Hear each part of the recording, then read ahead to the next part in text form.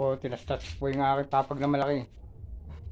Pero pwede po ibalik to, sayang po kung sa po, tinabi ko. Buo pa po. Yung kulang na kung ano lang, siray na lang doon, dadagdagan yung arpo.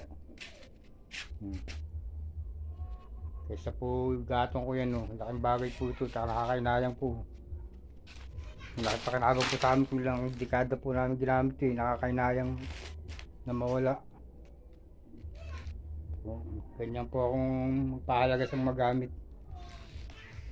Para po akong magnet kung ano pong kailangan alam kong magagamit, dinadapot ko po, gusto po malilit na pa ako.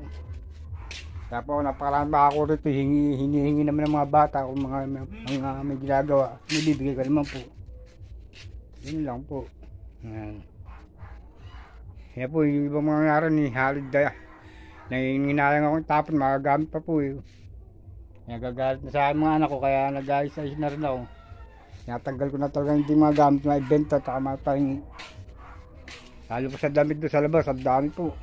Bilang sa ako po yun. Dalawa na po pinagsabihan kong bibigyan eh, hindi mga nagdadatingan.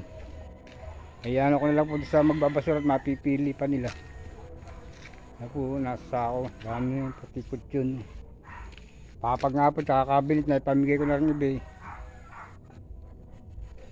Bigay lang din po naman sa akin to, kaya pinamimigay ko din iba.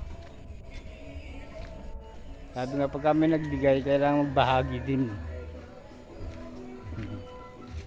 Dahil ko na rin po na napamigay. Pag lang may nagbigay, magbigay din po. Dahil ko liligtas. Salamat po.